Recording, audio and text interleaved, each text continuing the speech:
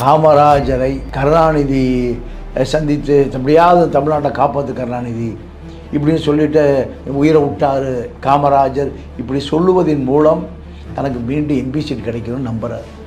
யார்? திருச்சி சிவா. தன்னை தோற்கடிப்பதற்காக ஆர்எஸ்எஸோடு கூட்டு சேர்ந்த ஒரு நபர் தான் கருணாநிதி. இந்த கருணாநிதியை இப்படி நாட்டை நீ காப்பாற்று அது பேச ஆர்எஸ்எஸ்லேயே கொடுத்துட்டு போயிருப்பாரு. காங்கிரஸை பொறுத்த வரைக்கும் காங்கிரஸ் கட்சியினுடைய தலைவர் யாருன்னு கேட்டிங்கன்னா சத்தியமூர்த்தி பவன் இல்லை, அறிவாலயம். காங்கிரஸுக்கு வாக்கு வங்கியே இல்லை, தமிழ்நாடு முழுக்க காங்கிரஸ் கொடியே இல்லை. அவருடைய பேரன் நான் இருக்கேன் அப்படின்ற மாதிரி சொல்றாரு. இந்த சீமானனுடைய கருத்தை பற்றி உங்க பார்வை என்ன சார்? இல்லை, சீமா ஆர்எஸ்எஸ்னுடைய பேரன், குருமூர்த்தியினுடைய தம்பி, அமித்ஷாவுடைய தம்பி. அவருக்கு காமராஜ் சம்மந்தமே இல்லை. 200 கோடி புகழை வைத்து எவ்வளோ கோடி கிடைக்கும்? 20,000 கோடி கிடைக்கும். அது விஜய்க்கு தெரியும், விஜய் கூட ராஜ்மோகனுக்கு தெரியும், ஆதவர்ஜுனாவுக்கு தெரியும், முசி ஆனந்துக்கு தெரியும். இப்போவே 500 கோடி தரேன்னு பேரம் பேசுகிறாங்க. 1000 கோடி தர அதிமுக கூட்டணி பேரம் பேசுது. பிஜேபி 1000 கோடி தரேன்னு பேரம் பேசுகிறாங்க.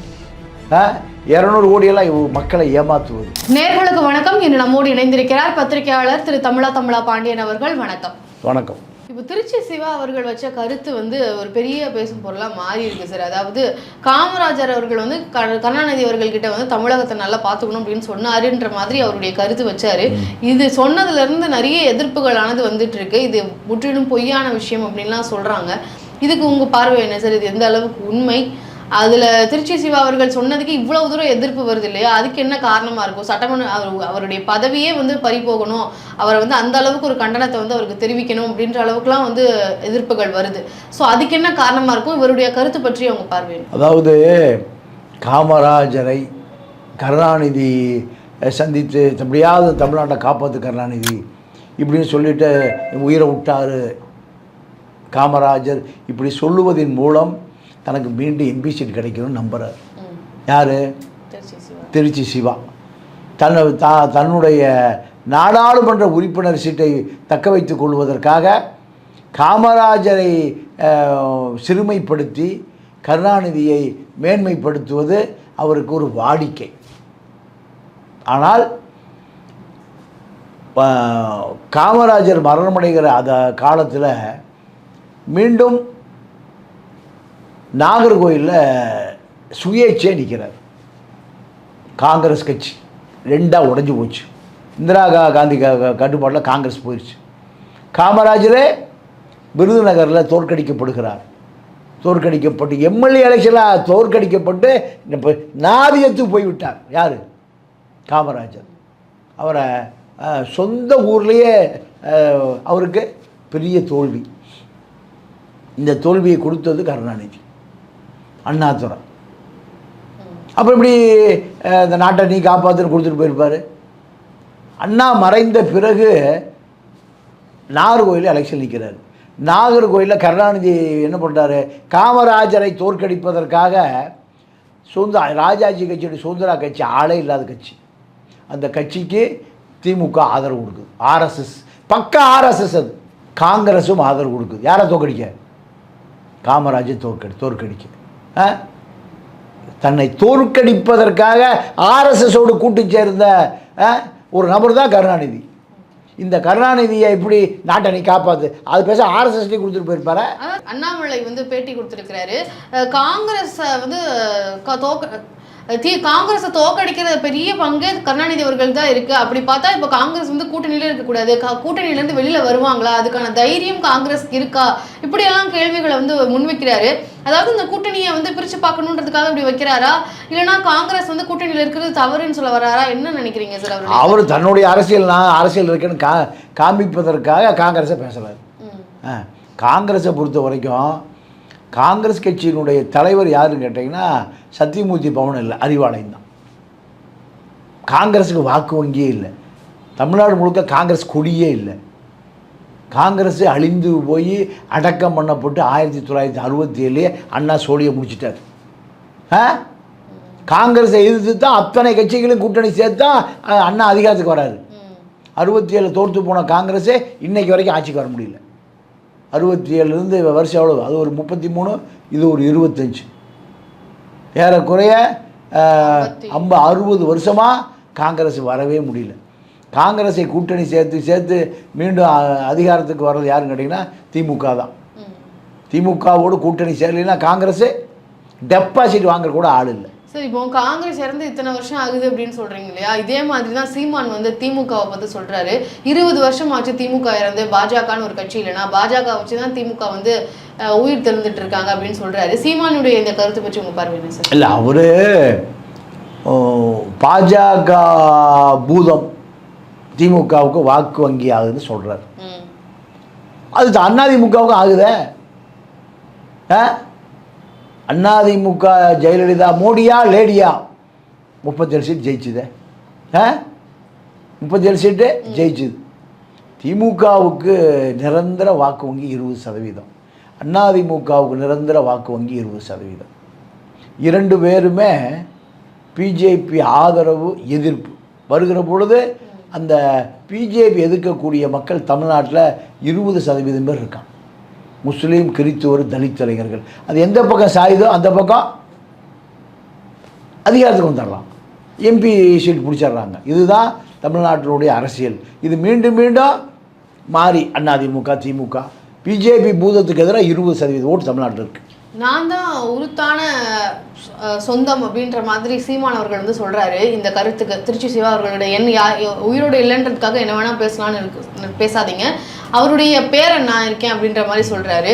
இந்த சீமானனுடைய கருத்தை பற்றி உங்க பார்வை என்ன சார்? இல்லை, சீமா ஆர்எஸ்எஸ்னுடைய பேரன், குருமூர்த்தியினுடைய தம்பி, அமித்ஷாவுடைய தம்பி.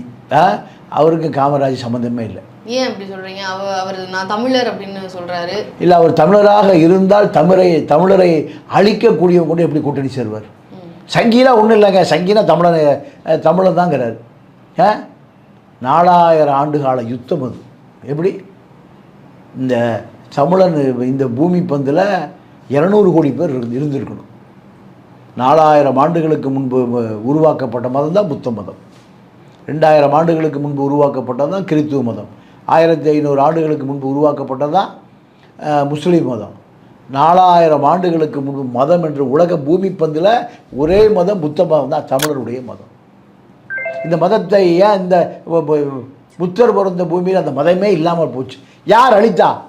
சீமானுடைய பாட்டனா அழித்தான்? யார் இந்த மதத்தை அழித்து தமிழர்களை திராவிடர்களாக்கி, இந்திக்காரனை ஆக்கி, குஜராத்தி ஆக்கி, மார்வாடி ஆக்கி, மலையாளி ஆக்கினது பூரா யார்? அந்த ஆர்எஸ்எஸோடு கூட்டணி வைத்து கொண்டிருக்கிற சீமான் இதை சொல்லுவதற்கு தகுதி இல்லை. காமராஜரை உயிரோடு தீய வச்சு கொளுத்தி தப்பி ஓடி யார்? காமராஜ். இதெல்லாம் சீமானுக்கு தெரியுமா? தெரியாது. தெரிந்தாலும் தெரியாதை போல நடிப்பார் சீமான். பதவி விலகணும் அப்படின்லாம் சொல்றாங்க. இது வந்து காங்கிரஸ் வந்து கூட்டணியிலேருந்து பிரிந்து போய் தாவேகா கூட இணையறதுக்காக இந்த மாதிரியான பிரச்சனையை வந்து ஊதி பெருசாக்குறாங்க அப்படின்னு சொல்றாங்களே, அது எந்த அளவுக்கு உண்மை சார்? தாவேகா கூட கூட்டணி, அதை பற்றி சொல்லுங்க. இல்லைம்மா, நீ கொஞ்ச நாள் போச்சுன்னா விஜயும் சின்ன லெட்டர் பேட் கட்சியும் கூட்டணின்னு சொல்லுவாங்க. தமிழ்நாட்டை பொறுத்தவரை தமிழ்நாட்டு அரசியல் திமுக தான் மேஜர் பார்ட்னர், இந்த பக்கம் அதிமுக தான் மேஜர் பார்ட்னர். 2 பேர் தோளில் ஏறித்தான் சவாரி பண்ணணும் எல்லாருமே. யாராக இருந்தாலும், பிஜேபியாக இருந்தாலும், காங்கிரஸாக இருந்தாலும், கம்யூனிஸ்டாக இருந்தாலும், வைகோவாக இருந்தாலும், பாமகவாக இருந்தாலும், தேமுதிக யாராக இருந்தாலும் யாரோட சவாரி பண்ணணும்? ஒன்றும் திமுக மேலே ஏறி சவாரி பண்ணணும், இல்லைன்னா அதிமுக. இதுதான் தமிழ்நாட்டு அரசியல். இதில் விஜய்யுடைய வாக்கு வங்கி ஒன்றுமே இல்லை. அவர் நிரூபிக்க வேண்டிய தேர்தல் 26. இந்த தேர்தலில் நிரூபித்த பிறகு திமுக அதிமுக இணையா 20% வாங்கிட்டேன், 10% வாங்கிட்டேன்னா அரசு அங்கிருந்து ஆரம்பிக்கப்படுமே தவிர, இதில் காங்கிரஸும் திமுகவை நம்பித்தான் இருக்குது, பிஜேபி அதிமுகவை நம்பி இருக்குது. அதனால் 2 கட்சிகளை நம்பித்தான் தமிழ்நாடு அரசியலே இருக்குது. இப்போ 2011 காங்கிரஸ் வந்து எப்படி காங்கிரஸ் கிட்ட எப்படி திமுக வந்து கிட்டத்தட்ட ஒரு 60 சீட்ஸை டிமாண்ட் பண்ணாங்களோ அப்படி கொடுத்தாங்களோ, அதே மாதிரி தான் இப்போ பாஜக வந்து 2026 தேர்தலில் 50 தொகுதிகளில் வந்து கேட்பாங்க. இது அதிமுகவினுடைய அழிவுக்கு வித்திடும் அப்படின்லாம் சொல்கிறாங்க. திமுக வந்து ஒரு ஜம்ப் அடிச்சு இப்போ வந்து திருப்பி ஆட்சி பிடிச்சிட்டாங்க. அதிமுகவும் அந்த மாதிரி வந்துருவாங்களா, இல்லை அதிமுகவினுடைய நிலை குறைய ஆரம்பிக்குமா? இந்த தேர்தலில் பாஜக அதிமுக 2 பேரும் வெற்றி பெறுவதற்கு 3 முதல் 5% வாக்கு வங்கி தேவை. அந்த 5% வாக்கு வங்கிக்காகத்தான் அமித்ஷா விஜயை இந்த அதிமுக கூட்டணி கொண்டு வருவதற்கு கடுமையாக முயற்சிக்கிறார். தான தண்ட பேத எல்லாம் கிண்டால் எல்லாம் நடக்கும். நடந்து இந்த கூட்டணி உருவானால் அதிமுக பாஜக கூட்டணிக்கு 5% ஓட்டு இருந்தால் போதும், அது ஆட்சியை பிடிச்சிடும். போன முறை திமுக அது இழந்ததே 3% தான். இப்போ அதுக்காகத்தான் அவர்கள் விஜய் எதிர்பார்க்கிறார்கள். 5% வாக்கு வந்தால் போதும், அதிமுக பிஜேபி விஜய் கூட்டணி ஆட்சியை பிடித்து விடும். எல்லா தொகுதியிலும் 1000 2000 500 தானே வெற்றி தோல்வி தீர்மானிக்கப்படுகிறது. அப்போது விஜயினுடைய வரவு, இந்த சினிமா கவர்ச்சி, புது வரவு எல்லாம் அதிமுக பிஜேபி விஜய் கூட்டணியை கரையேற்றும் என்று நம்புகிறாங்க. திமுக தான் பயப்படுது. சார், இப்போ விஜய் வந்து மாநாடு போட போறாரு. அதுக்கு முன்னாடி இப்போ ஒரு பிரச்சனையானது போயிட்டு இருக்கு. அதாவது அப்பாவு அவர்கள் வந்து விஜயவனுடைய தாயினுடைய மதம் வந்து கிறிஸ்தவ மதம் அப்படின்னு சொல்லியிருக்காரு. அவங்க அப்பா தான் கிறிஸ்தவர், ஆனால் அவங்க வந்து அவர் மதம் வந்து கிறிஸ்தவ மதம். அதனால இவர் வந்து ஒரு சிறுபான்மையினுடைய வாக்குகளை கவர்றதுக்காக பாஜகவால் இறக்கி விட்ட நபர் தான் அப்படின்றத குறிப்பிட்டிருக்கிறாரு. இதுக்கு ராஜ்மோகன் அவர்கள் அவருடைய எதிர்ப்பை வந்து வைக்கிறாரு. நீங்க மதத்தின் அடிப்படையில் சாதியின் அடிப்படையில் பார்க்கறதான சனாதனம், நீங்க வந்து அப்போ அந்த மாதிரி தான் ஒரு சங்கி மனப்பான்மையில தான் நீங்க இந்த கருத்தை வைக்கிறீங்க. திமுகவிலையும் அது தெரியுது அப்படின்னு சொல்லி அவருடைய கருத்தை வைக்கிறாரு. இப்போ அப்பா அவர்கள் வச்ச கருத்து, ராஜ்மோகனுடைய கருத்து, இதுக்கு உங்களுடைய பார்வை என்ன? இல்லை, இப்போது அப்பாவை பொறுத்த வரைக்கும் கிறித்துவ ஓட்டு திமுகவிலேருந்து விஜய்க்கு போயிடக்கூடாது, அவருடைய நோக்கம். அப்பா கிறித்துவர், அம்மா கிறித்துவனா, விஜய் கிறித்துவன், அவ்வளோதான். அவர் பேர் ஜோசப் விஜய், மகன் பேர் சூசன் சஞ்சய். இதெல்லாமே கிறித்துவ பேர் தான். அது ஒரு அந்த பேர் வைத்த காரணத்தினால நீங்கள் கிறித்துவர் ஓட்டு பூரா யாருக்கு போயிரு நினைக்கிறாங்க? விஜய்க்கு போயிடும். திமுக பதட்டப்படுது. திமுகவுடைய 3% ஓட்டு போயிடும் பதட்டப்படுறாங்க. ஏற்கனவே சைமனுக்கு போயிடும்னு பதட்டப்பட்டாங்க. சீமான் என்ற சைமனுக்கு போயிடும் பதட்டப்பட்டாங்க. இப்போ இந்த 3% வாக்கு அதிமுக போயிருமோன்னு இப்போ அப்பாவுக்கு பதட்டம். அப்போ அவர் சொல்ற ராஜ்மோகன் வைக்கிற மாதிரி இவங்க வந்து மதத்தின் அடிப்படையில் பார்க்குறாங்க, பிரித்து பார்க்கக்கூடிய வேலையை வந்து பாஜக தான் செய்வாங்கன்றதான் உங்களுடைய வாதமாகவே இருக்கு. ஆனால் அதே தானே நீங்கள் பண்ணுறீங்க அப்படின்ற மாதிரியான ஒரு ட்வீட் போட்டிருக்கிறாரு. அது அவருடைய கருத்துக்கு உங்கள் பார்வை இல்லை? அது அவருடைய கருத்து நியாயமான கருத்து தான். திமுக வாக்கு வங்கிக்காக எதை வேண்டுமானாலும் செய்யும். இப்போ அவங்களுக்கு 3% ஓட்டு ரொம்ப முக்கியம். அதனால் கிறித்துவர்கள் அத்தனை பேர் திமுகவில் வந்து வெளியேறிடுவாங்களான்னு அப்பாவுக்கு பயம். ராஜ்மோகன் என்ன சொல்லல, யாரும் எங்களுக்கு கிறித்துவ ஓட்டு எங்களுக்கு தான் கிடைக்கும், 3% கிறித்துவர்கள் அத்தனை பேருமே எங்களுக்கு ஓட்டு போட்டுருவாங்கன்னு ராஜ்மோகன் சொல்கிறாரு. இன்றைக்கி நிலவரமும் அப்படித்தான் இருக்குது. சார், இப்போ விஜய் வந்து அவருடைய கொள்கை தலைவர்கள் வச்சிருக்கிறாரு இல்லையா, அது எல்லாமே வந்து ஒவ்வொரு சாதியின் அடிப்படையில் தான் வந்து தேர்ந்தெடுக்கிறாரு. இப்போ பெரியாரை வச்சிருக்காருன்னா அவரை நம்பி அவருக்கு வாக்களிக்கக்கூடிய ஒரு கூட்டம் இருக்கு. ஸோ அதனால நம்ம வந்து எந்த இடத்துலையுமே நம்மளுக்கு வாக்கு சிதறடிச்சிடக்கூடாதுன்றதுக்காக தான் அந்த மாதிரி தலைவர் வச்சிருக்கிறாருன்னு விஜய் கட்சி மேலே ஒரு விமர்சனம்.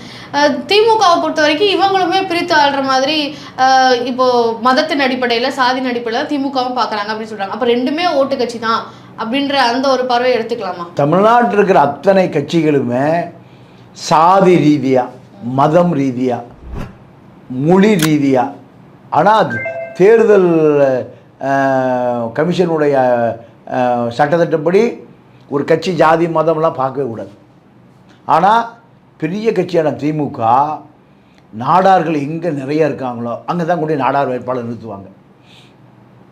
வன்னியர்கள் எங்கே அதிகமாக இருக்காங்களோ அங்கே ஒரு வன்னியர் வேட்பாளர். ஏன் அனிதா ராதாகிருஷ்ணனை கொண்டு வந்து வன்னியர் பிள்ளை நிறுத்த முடியுமா? அவர் நாடார். அனிதா ராதாகிருஷ்ணனை கொண்டு வந்து தர்மபுரியில் ஜெயிக்க வைக்க முடியுமா? ஒரு பையன் ஓட்டு போட மாட்டான். இல்லை, விஜய் நான் மாற்று சக்தின்னு சொல்லிட்டு வராரு இல்லையா, அவர் கட்சியும் அதான் சொல்கிறாங்க. அதனால தான் அந்த கேள்வி வைக்கிறேன். இப்போ விஜயின் கட்சியை பற்றி உங்கள் பார்வை என்ன சார்? நான் வந்து மாற்று மக்களுக்காக வரேன், என்னுடைய 200 கோடி ரூபாய் சொத்தை விட்டுட்டு என்னுடைய ஊதியத்தை விட்டுட்டு நான் வரேன், மக்களுக்காக வரேன் அப்படின்னு சொல்கிறாரு. அதுக்காக அவருடைய அந்த ஒரு சொல்லாடல், அவருடைய வைக்கக்கூடிய கருத்துக்கு உங்கள் பதில்? இல்லை, அரசியலில் 20,000 கோடி கிடைக்கும். 200 கோடி புகழை வைத்து எவ்வளோ கோடி கிடைக்கும்? 20,000 கோடி கிடைக்கும். அது விஜய்க்கு தெரியும்.